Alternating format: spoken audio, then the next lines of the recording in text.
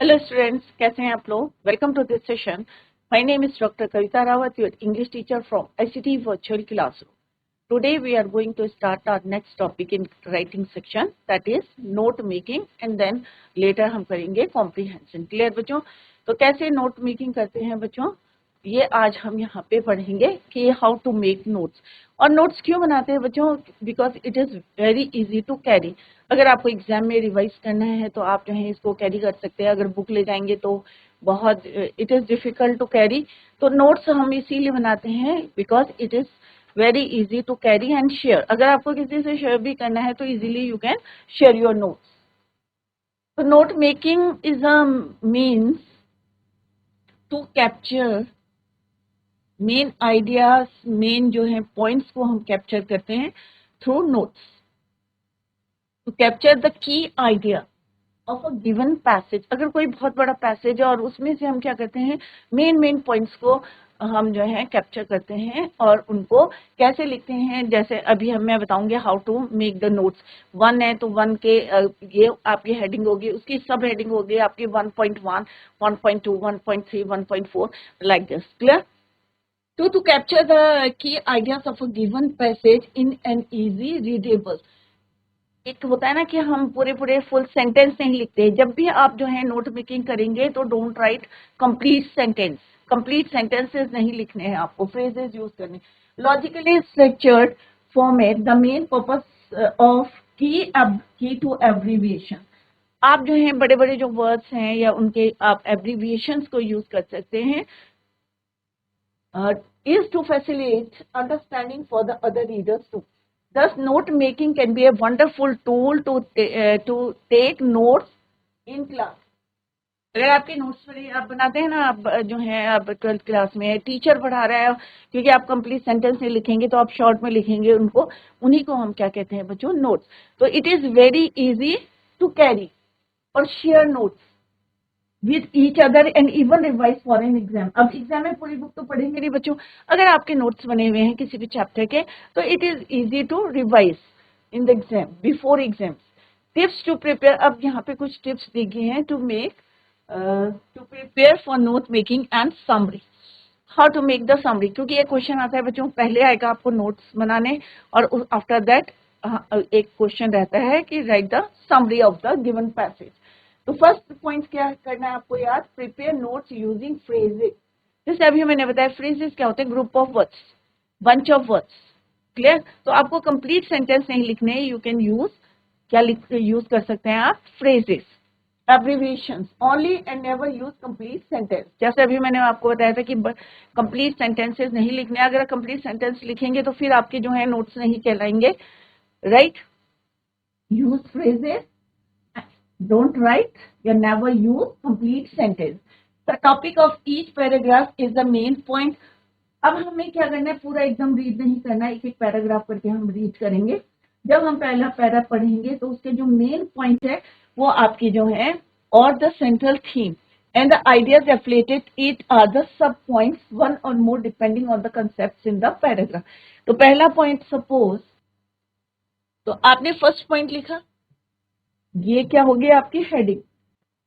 First point क्या हो गया आपकी हेडिंग हो गई। क्लियर? जो मेन पॉइंट है जिसके बारे में लिखा गया है उसके अंडर में जो है जो हम लिखेंगे पॉइंट्स, वो क्या हो जाएंगे हमारी सब हेडिंग। ये हो जाएगा आपका मेन पॉइंट और ये हो जाएंगे आपकी सब हेडिंग। क्या हो जाएगी ये आपकी सब हेडिंग या सब पॉइंट।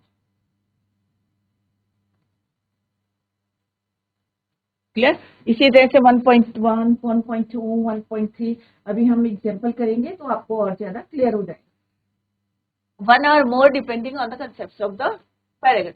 सम पॉइंट जो सब पॉइंट्स होते हैं आपके शुड बी लिमिटेड टू 5। ये कितने होने चाहिए, 5 तक। 1.2, 1.3, 1.3 अप टू 5, 1.4 एंड 1.5। तो टोटल सब पॉइंट्स कितने होने चाहिए, 5। Clear? Each subpoint may or may not have supplementary ideas which became sub point। अगर सपोज इसके अंदर भी आपको लगता है कि हाँ भाई 1.1, तो आप कैसे लिखेंगे 1.1.1, 1.1.2 ऐसे करके उसके अब हेडिंग्स सब पॉइंट्स के भी आप जो है सब पॉइंट्स भी बना सकते हैं। प्रोवाइड एन अप्रोप्रिएट टाइटल, और आफ्टर मेकिंग द नोट्स आपको क्या देना है, एक जो है provide an appropriate title for the notes. Notes के लिए आपको एक टाइटल देना है and then summary. And the summary include a minimum of 4 to 6 distinctly different recognizable short forms only necessary of the longer words. अगर कोई बड़े बड़े वर्ड्स हैं तो आप जो है उनके एब्रीविएशंस को यूज कर सकते हैं। You may also use symbols figures for abbreviation. आप कोई सिंबल अगर है तो सिंबल को भी यूज कर सकते हैं, यहाँ पे इसकी जरूरत है। Underline all short forms, provide the key for the short forms of eight the end of the notes titled की टू एब्रीविएशन। अब जब अगर आपने इफ यू जो है अगर यदि आपने जो है यूज करे हैं abbreviation while making the notes, तो आपको at the end of the notes आपको क्या देना है, key to abbreviation. Clear? Cover all the important points in the passage while preparing the notes. तो हमें पूरा नहीं करना, एक एक पैरे को पढ़ना है और उसके पॉइंट्स, हेड पॉइंट्स, फिर सब पॉइंट्स, फिर अगर जो है सब पॉइंट्स हैं तो उनको हमें लिखना है accordingly. Clear? Using all the important points in the notes, prepare a cohesive and coherent summary in about 80 words.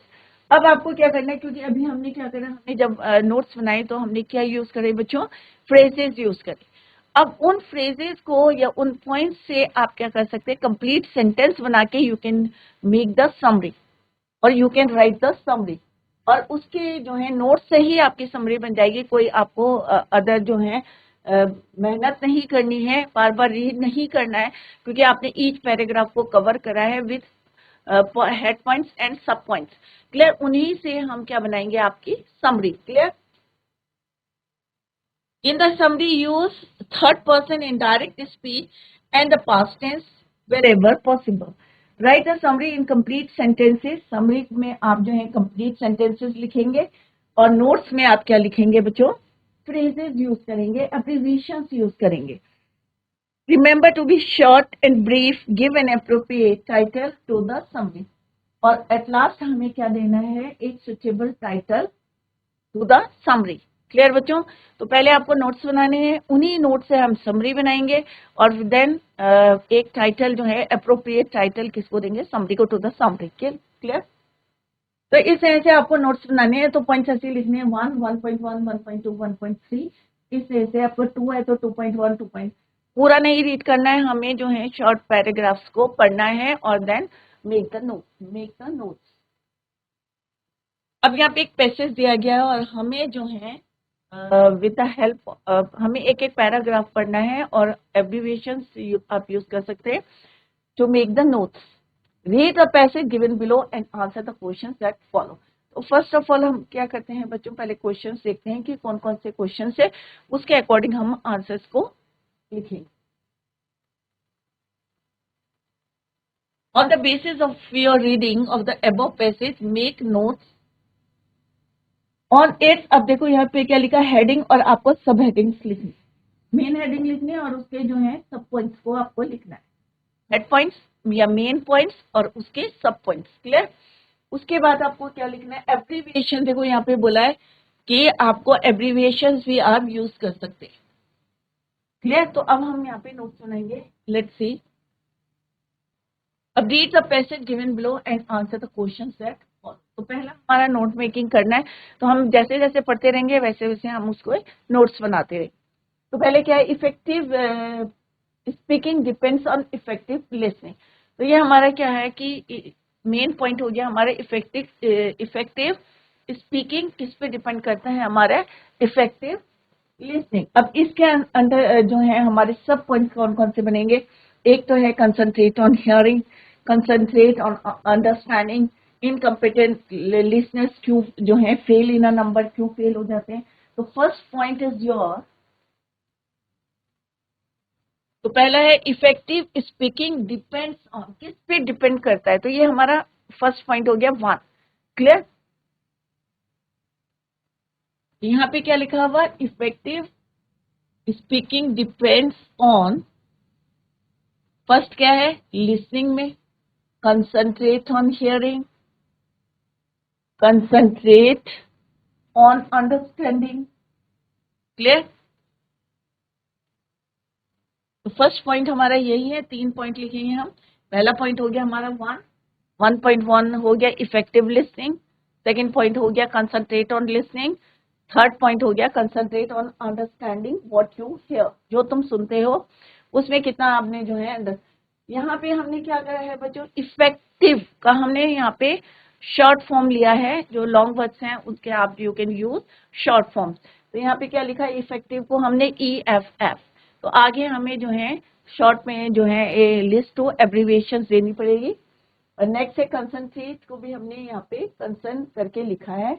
Next point है बच्चों, तो this is your first point. Clear? अब यहाँ पे क्या है बच्चों, इनकम्पिटेंट लिसनर्स फेल। अब हमें रीजन देने हैं कि इनकम्पिटेंट लिसनर्स जो है क्यों फेल हो जाते हैं, व्हाट आर द रीजन। तो अब यहाँ पे नेक्स्ट पॉइंट क्या बनेगा बच्चों, ये आपका बन गया फर्स्ट पॉइंट। फर्स्ट पॉइंट हो गया 1.1 इफेक्टिव लिसनिंग, 1.2 1.3। नेक्स्ट है कि रीजन कि व्हाई इनकम्पिटेंट लिसनर्स फेल, ये आपका हो गया सेकंड पॉइंट। तो 2.1 क्या होगा कि first they may drift, right, their attention drift, जो उनका अटेंशन है वो ड्रिफ्ट हो जाता है। दूसरा क्या है, दे फाइंड काउंटर आर्गुमेंट्स। कई बार होता है ना क्लास में जो है टाइम वेस्ट करते हैं, आर्गुमेंट्स करना शुरू कर देते हैं, पढ़ाई में ध्यान नहीं देते, तो that's may be the reason. और यहाँ पे भी दिया है they find counter arguments to whatever a speaker may be saying. Clear? तो सेकेंड पॉइंट क्या है बच्चों, रीजंस, जो अभी मैंने बताया आपको कारण बताने हैं कि इनकम्पिटेंट लिसनर्स क्यों फेल होते हैं। तो जैसे जैसे आप पढ़ेंगे आपको पता चलेगा कि दिस पैराग्राफ इज फॉर किसके बारे में है, इफेक्टिव लिसनिंग के बारे में है, कि अगर हम कंसंट्रेट नहीं करेंगे क्यों फेल हो जाते हैं इनकम्पिटेंट लिसनर्स, देयर अटेंशन सिर्फ, ये अभी मैंने आपको बताया। सेकेंड पॉइंट क्या है, they find counter arguments. Next point है दे कंपेट एंड देन फिल्टर, और फिर फिल्टर करते हैं और फिर they react. This is your 2.1, 2.2, फिर वो दे कंपेट 2.3, फिर ये फिल्टर करते हैं 2.3, देन फिल्टर, और उसके बाद वो क्या करते हैं, रिएक्ट करते हैं 2.4। Their attention shifts, they find counter arguments, they compete and then filter, or then they react. 2.1 attention drift, 2.2, 2.3 and 2.4। तो ये दोनों जो है एक ही में लिखना है, they compete then filter 2.3 और then they react 2.4। Is it clear? तो हमने इतना बड़ा और हमने जो है अपने नोट्स बना लिए। तो कितने पॉइंट्स में बने हमारे, हमने फ्रेजेस यूज करे, एब्रीविएशंस यूज करी हमने। Clear? They let personal feelings about a speaker, तो यही हमने नोट्स बनाए। तो आई होप ये 2 पॉइंट्स आपको क्लियर हो गए हैं। एक तो हमने बताया कि इफेक्टिव स्पीकिंग डिपेंड्स ऑन, किस पे डिपेंड करती है। सेकंड बताया हमने रीजन बताया कि व्हाई इनकम्पिटेंट लिसनर्स फेल। तो आपको एग्जाम में भी ऐसे बताना है। तो ये हमारी क्या हो गई बच्चों, हेडिंग हो गई, और ये क्या है हमारे सब पॉइंट्स, हेड पॉइंट्स या मेन पॉइंट्स, और ये हमारे इसके जो है सब पॉइंट्स है। Their attention drift, they find counter arguments, or they compete and then filter, और 2.4 is they react। नेक्स्ट है बच्चों, अब पढ़ते रहेंगे फिर हम बनाते रहेंगे। फाइनली दे रिएक्ट, यहाँ तक हो गया, इस पैरे के हमारे नोट्स बन गए। What can a listener do to be more effective, more effective जो है बनने के लिए क्या करना चाहिए, what can a listener do to be more effective. The first key to effective listener, तो क्या है बच्चों, art of concentration. If the listener positively wishes to concentrate on receiving, this is the third point है 3.1, his chances of success are high। they need determination हमें चाहिए। Clear? तो यहाँ पे ways for a listener to be more effective, तो ये point हमने लिखा। दूसरा क्या है, receive, concentration on the message received. दूसरा क्या है, हमें मेंटल अलर्टनेस भी जरूरी है। इफेक्टिव लिसनिंग, मोर इफेक्टिव कैसे बनाना है ये हमें लिखना है। 3, this is your 3.1। Clear? Determination. Some speakers are difficult to follow either because of voice problems or because of the form in which they send a message. There is, तो ये हो गया हमारा फर्स्ट पॉइंट हो गया, concentrate on receiving a message. Next है concentration. अभी हमें यही बताना है बच्चों, पॉइंट क्या है हमारा, यहाँ पे क्या था question, what can a listener to do to be more effective, कि लिसनर कैसे मोर इफेक्टिव हो सकता है, तो उसका पहला पॉइंट ये हो गया। नेक्स्ट पॉइंट है मेंटल अलर्टनेस, दूसरा है physical alertness. It is not simply physical, कई बार होता है क्या बच्चों, हमारा राइट क्वेश्चन नहीं होता, और जो है हम एक जो कंसंट्रेट नहीं करते हैं, मेंटली जो है हम कई बार प्रेजेंट नहीं रहते, फिजिकली हम प्रेजेंट रहते हैं बट मेंटली हमारा जो है माइंड कहीं और जो है वेंडर करता रहता है, कुछ हम सोचते रहते हैं, तो दैट्स द प्रॉब्लम कि हम कंसंट्रेट नहीं कर सकते। तो अगर हमें कंसंट्रेट करना है तो मेंटल अलर्टनेस जरूरी है, फिजिकल अलर्टनेस भी बहुत जरूरी है। क्लियर? तो ये पॉइंट्स हैं, तो हम जैसे जैसे पढ़ते रहेंगे तो हम उसको जो है नोट्स बनाते रहेंगे। Ways for a listener to be more effective, ये मैंने अभी बताया आपको। 3.1 हमने अभी बताया, concentrate on the message receive, mental alertness, physical alertness, positioning body, कि आपका जो है राइट पोस्चर है कि नहीं है जब कोई आपको कुछ बता रहा है या पढ़ा रहा है, राइट। तो ये हमने पॉइंट्स हमने कर लिया। नोट मेकिंग एक to listener helps speaker, gives him confidence, encourage the eye contact. तो इसमें भी आप कर सकते हैं concentrate on the message read, और इसमें जो है हमारा मेंटल अलर्टनेस होना चाहिए, physical alertness, positioning body. By trying to capture the critical headings and subheadings of the speaker is referring to. Note making has been recommended as an aid to the listener. तो यही हमने points लिखा है अपना 3.4. It also has the speaker, it gives him क्या देता है, confidence when he sees that listeners are sufficiently interested to take notes. The patterns of eye contact when the note taker looks up can be very positive. अगर हमारे को कोई पढ़ा रहा है तो हमें पूरा जो है अलर्ट होना चाहिए, बिल्कुल जो है कंसंट्रेट करना चाहिए। The patterns of eye contact when the note taker looks up can be very positive, and the speaker's timing is added. He can see when the note taker is writing hard and can then make effective use of pauses. तो हम जो है रुक रुक के जो है अगर हम देख रहे हैं कि कोई नोट्स बना रहा है तो इस तरह से कुछ बातों का आपको जो है यहाँ पे दिया गया है और उसी के अकॉर्डिंग आपको पॉइंट्स बनाने। क्लियर? तो नेक्स्ट क्या है हमारा, यही है ways for a listening to be more, physical alertness जो अभी हमने डिस्कस करा, note making a to listen helps speaker, gives him confidence देते हैं। दूसरे क्या, एनकरेज द आई कांटेक्ट, हम जो है किसी जो है आई कांटेक्ट है कि नहीं है, हम लोग जो है कंसंट्रेट कर रहे हैं कि नहीं कर रहे हैं, वही कि जो स्पीकर है वो जो हमें समझा रहे हैं। नेक्स्ट पॉइंट देखते हैं बच्चों। नेक्स्ट पॉइंट है बच्चों, पोस्चर टू इज इम्पोर्टेंट। जैसे अभी मैंने बताया कि आपका पोस्चर क्या है, क्लास में जो है आप बैठे लेट के बैठे, कई लोग होते हैं ना बच्चे आराम से बैठे रहते हैं, कंसंट्रेट नहीं करते हैं, तो मेन जो है आपका क्या होता है कि posture too is important. Consider the impact made by a less competent listener who pushes his chair backwards and slouches, आराम से बैठे हैं अपना जो है चेयर को पीछे करके।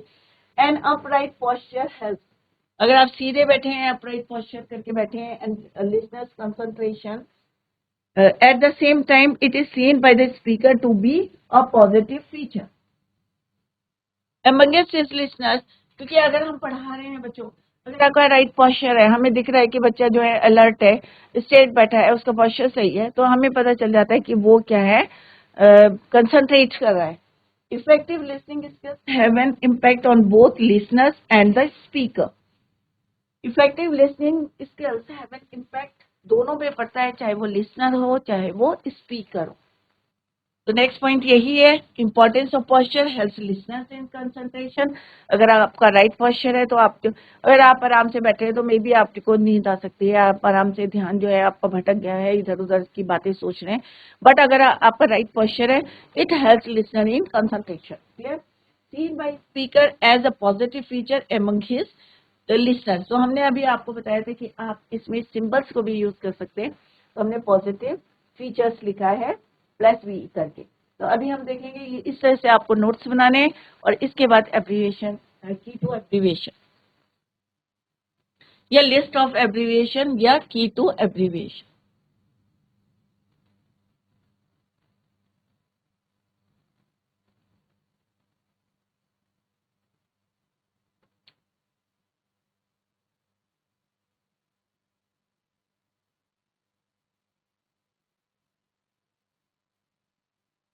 की टू एब्रीविएशन। अब हमने कौन कौन से शॉर्ट फॉर्म्स यूज करे थे बच्चों? एक हमने करा था इफेक्टिव, दूसरा हमने करा था कंसंट्रेट या कंसंट्रेटिंग, MSG मैसेज के लिए रीड रिसीव्ड, फिज means physical, positive, importance, speaker. तो यही हमने यूज करे थे। लेट्स सी कौन कौन से हमने एब्रीविएशंस यूज करे थे। एक तो ये किया था बच्चों, जिनको मैं हाईलाइट कर रही हूँ। Clear? And received, message, physical alertness, clear, importance, speaker, positive. Clear बच्चों? ये हमने एब्रीविएशंस यूज करे थे। इफेक्टिव, कंसंट्रेशन या कंसंट्रेटिंग, एंड सेम है मैसेज, रिसीव्ड, फिजिकल, इम्पोर्टेंस। तो इस तरह से आपको नोट्स बनाने हैं, और लास्ट में आपको at the end of the notes आपको लिस्ट ऑफ एब्रीविएशन या की टू एब्रीविएशन वो लिखना है, सो दैट सबको क्लियर रहेगा कि हाँ भाई हमने ये जो है एब्रीविएशन यूज करे हैं व्हाइल मेकिंग नोट्स। क्लियर? अब आपको करना है बच्चों समरी लिखनी है। अभी हमने नोट्स बना लिया, हमें पॉइंट सारे क्लियर हो गए हैं कि this passage is about effective listening. Clear? अब हम यहाँ पे बनाएंगे बच्चों summary and then give a suitable title. फिर हम देंगे टाइटल का जो है एक टाइटल का नाम, effective speaking and effective listening. अब हमने जो नोट्स बनाए हैं बच्चों उसी के अकॉर्डिंग हम यहाँ पे लिख रहे हैं, are two sides of the same coin both equally important. दोनों जो है इक्वली इंपॉर्टेंट है, ये भी हमने पढ़ा, इफेक्टिव स्पीकिंग भी और इफेक्टिव लिसनिंग भी। अगर मान लो मेरा जो है बोलने का तरीका या पढ़ाने का तरीका अच्छा नहीं है, तो ऑब्वियसली सामने बैठा जो पढ़ने सुनने वाला है उस पे भी जो है इफेक्ट नहीं पड़ेगा, अच्छा जो है इफेक्ट नहीं। तो इफेक्टिव स्पीकिंग, अच्छा बोलना, अच्छा सुनना, अच्छा बोलेंगे तो अच्छा सुनेंगे, सुनने वाला भी इंटरेस्ट लेगा। तो effective listening, effective speaking are two sides of the same coin, both equally important and incompetent listener will always fail. अब हमने ये की नोट्स में हमने जो है जब हमने नोट्स बनाए थे तो हमने ये वाला जो है फ्रेजेस लिखे थे कि भाई क्या रीजंस हैं व्हाई इनकॉम्पिटेंट लिसनर्स फेल। तो यहाँ पे हम from counters, compares, finally filters and what's the speaker is saying. तो ये वाले पॉइंट्स को हमने यहाँ पे शॉर्ट में लिख एक कंप्लीट सेंटेंस बना के। To be a good listener concentration is important combined with mental and physical. ये भी हमने किस में लिखा है बच्चों? नोट्स में लिखा है।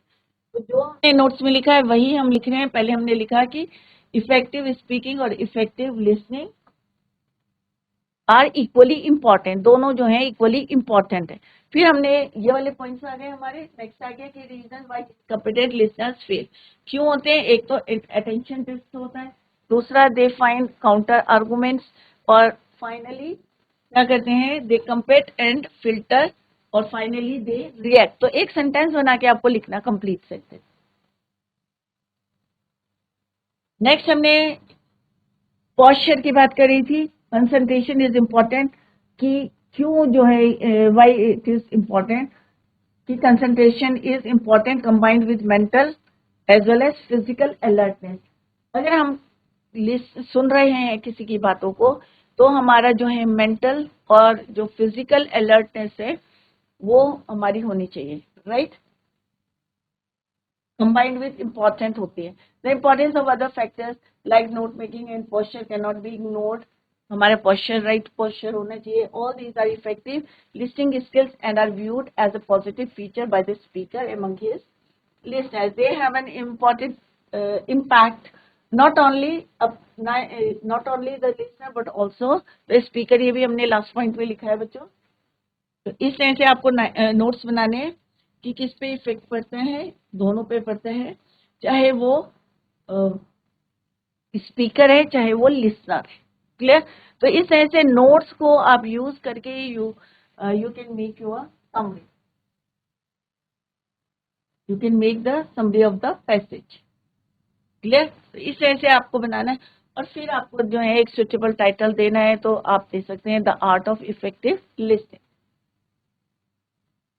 तो इस तरह से आपको नोट्स बनाने हैं। और एक और लिए थे हमने यहाँ पे पेन। तो इस तरह से आपको नोट्स बनाने हैं। I hope it is clear to you. किस तरह से आपको पॉइंट्स बनाने हैं, 1, 1.1, 1 मेन पॉइंट, देन सब पॉइंट्स। क्लियर। उसके बाद आपको एब्रीविएशन जो यूज करी है, की टू एब्रीविएशन आपको देना है। पूरा पैसेज नहीं पढ़ना, आप जैसे जैसे पैराग्राफ पढ़ते रहेंगे वैसे वैसे आपको नोट्स बनाने हैं। क्लियर बच्चों। उसके बाद आपको समरी लिखनी है। यूज नोट्स, सारे नोट्स को मिला के आपको कंप्लीट सेंटेंस लिखने हैं and make the summary, right. और then give suitable appropriate title to the passage, to the summary. Next है बच्चों, one more passage is here. Read the passage given below, answer the question that follows. और जो question दिए हैं same है, आपको note making करनी है बच्चों। किस तरह से नोट मेकिंग करनी है वो हम यहाँ पे देखें। अभी हमने एक करा है, ये this is your second question. Clear. तो जितने ज्यादा आप प्रैक्टिस करेंगे उतनी ज्यादा उतना इजी होगा आपको एग्जाम में to make notes. The most alarming of man's assaults upon the environment. तो ऑब्वियसली अभी हमें यहाँ पता चल गया है कि ये दिस पैसेज इज अबाउट किसके बारे में है बच्चों, एनवायरमेंट के बारे में, पर्यावरण के बारे में, हमारे एनवायरमेंट के बारे में। Is the contamination of air. अब यहाँ पे साफ पता चल रहा है कि air, earth, river, sea with lethal mean जो हमारा वेस्ट जितना मटेरियल होता है किस में भी, ये पैसेज पॉल्यूशन के बारे में है, कंटामिनेशन के बारे में है। Contamination of air means pollution के बारे में है ये पूरा chapter. Clear. Irrevocable, the chain of evil. अब यहाँ पे आपको नोट्स बनाने हैं। Most alarming assault by man on environment, right. अब मेन हेडिंग ये हो गई आपकी मोस्ट अलार्मिंग, ये हमारा फर्स्ट पॉइंट है, अपॉन एनवायरमेंट। पहला क्या है, contamination of air, earth, rivers and sea. किससे है, हमारा जो है लिथल मटेरियल से, waste material. Contamination of air, earth, rivers and sea with, किससे है कंटामिनेशन, लेथल वेस्ट प्रोडक्ट से है। ये पॉइंट हमने पढ़ लिया है बच्चों, राइट। तो this is your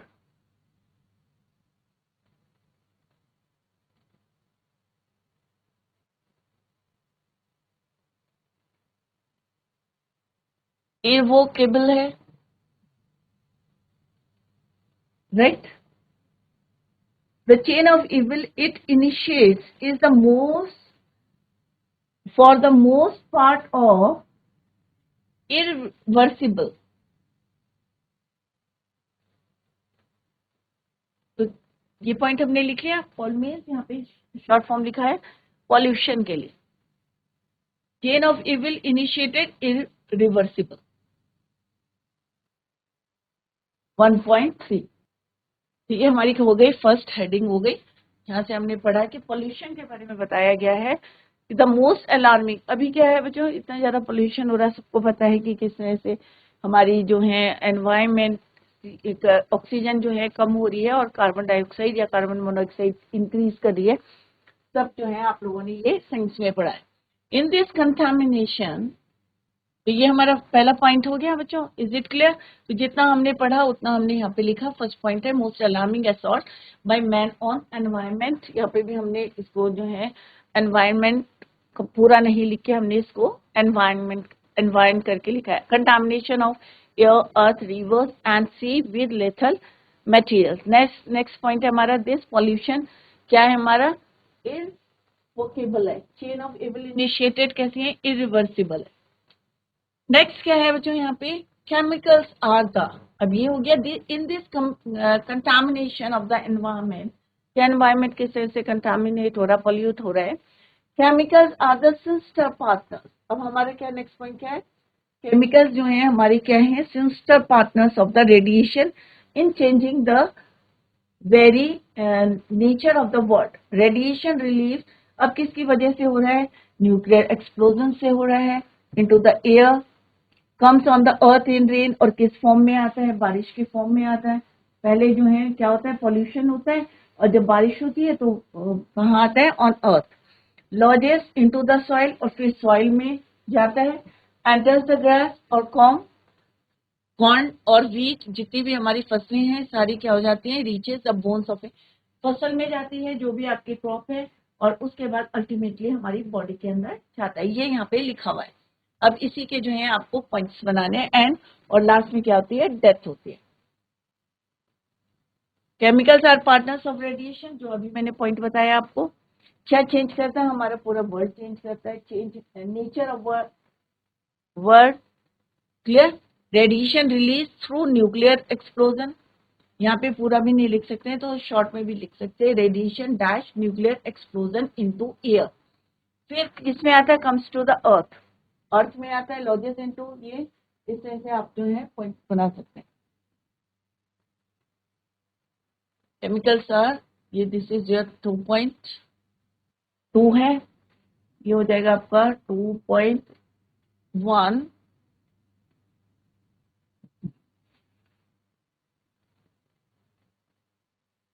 radiation nuclear explosion, 2.2 into the air, 2.3 फिर रेन से आता है, lodges into the soil, enters the grass or corn crops,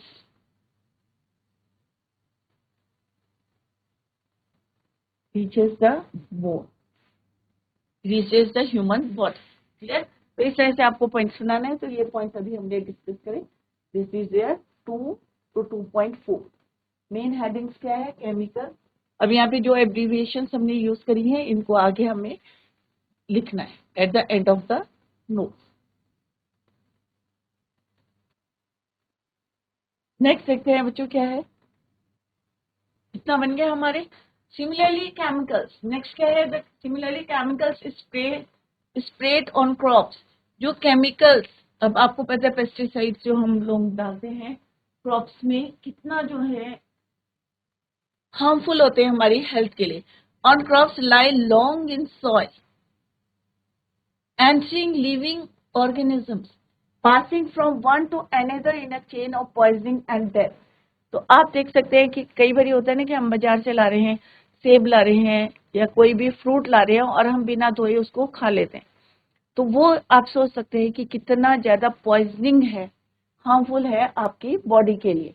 और इवन कई बार जो है इतना पॉइजन हो जाता है कि वो किसी डिजीज में चेंज हो जाता है, और अंटिल क्या, और फिर फाइनली क्या हो जाती है, डेथ हो जाती है। अंटिल हिज डेथ, हम खाते रहते हैं, हमें पता नहीं रहता अनोइंगली अंटिल डेथ। तो यहाँ पे केमिकल स्प्रे, तो कभी भी कोई भी आप चाहे फ्रूट्स ला रहे हैं, वेजिटेबल्स ला रहे हैं, तो पानी में उसको डिप करके रखें और उसमें थोड़ा सा सॉल्ट डाल के, सो दैट कि जितना आपका केमिकल है वो रिमूव हो जाए। क्लियर? तो इस तरह से बच्चों एग्जाम में आता है, आपको समझ के नोट्स बनाने हैं, आपको पैराग्राफ को जो है एक एक करके आप रीड करेंगे और एंड मेक द नोट्स। तो बच्चों in the next lecture we will continue the same, till then bye, take care, have a nice day.